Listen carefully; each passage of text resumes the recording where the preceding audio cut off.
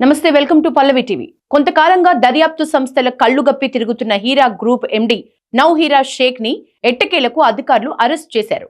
హర్యానాలోని గుర్గావ్లో తలదాచుకున్న నౌహీరాను technical evidence సాయంతో ED అధికారులు గుర్తించి అదుపులోకి తీసుకున్నారు. అరెస్ట్ చేసిన నౌహీరాను శుక్రవారం గుర్గావ్ నుంచి హైదరాబాద్ కి తరలించనున్నారు. ఇంతకీ ఎవరు ఈ నౌహీరా? ఆమె ఎక్కడ పుట్టింది? ఏం చేసింది? అనతి కాలంలోనే వేల కోట్ల రూపాయలు ఎట్లా కొల్లగొట్టింది? ఈమె పేరు నౌహీరా షేక్. ఈమెది ఏపీలోని తిరుపతి. ప్రారంభ దశలో ఈమె మత బోధన, సామాజిక కార్యక్రమాలతో ప్రజల్లో కొంత ఫేమ్ ని సంపాదించింది. ఆ తర్వాత హైదరాబాద్ కి వచ్చిన ఈ మహిళ మరికొంత ఇమేజ్ ని పెంచుకుంది.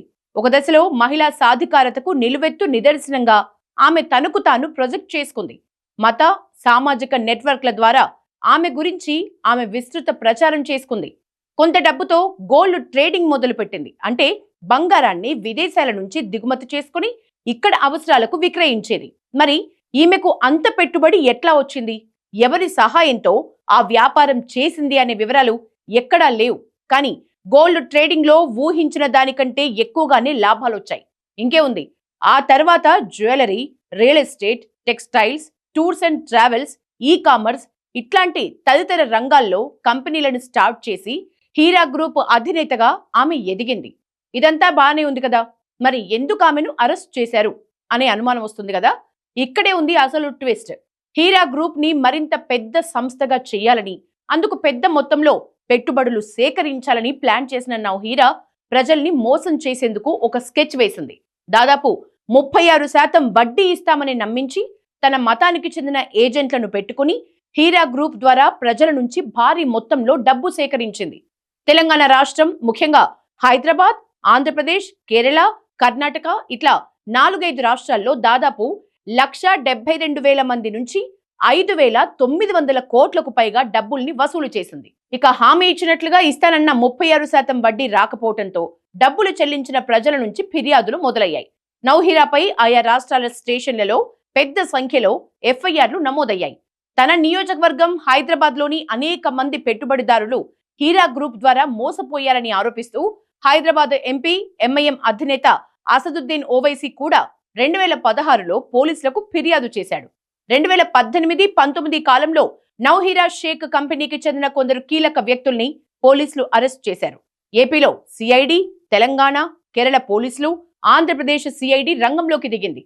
అన్ని చోట్ల కూడా వేర్వేరుగా విచారణలు చేపట్టింది.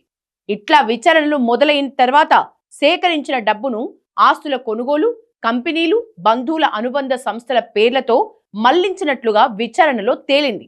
దీంతో పాత ఎఫ్ఐఆర్ లా ఆధారంగా మనీ లాండరింగ్ ఆరోపణలపై ఈ కేసులోకి ఈడీ ఎంటర్ అయింది.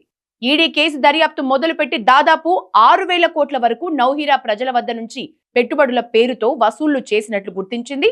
దీంతో కోర్టు ఆదేశాలతో 100 కోట్ల విలువైన హీరా గ్రూప్ ఆస్తుల జప్తు జరిగింది. హీరా గ్రూప్ కంపెనీకి చెందిన వాహనాల్ని సీజ్ చేశారు. బ్యాంకు లావాదేవీల్ని పరిశీలించి మనీ లాండరింగ్ లో పూర్తి స్థాయి దర్యాప్తును మొదలుపెట్టారు.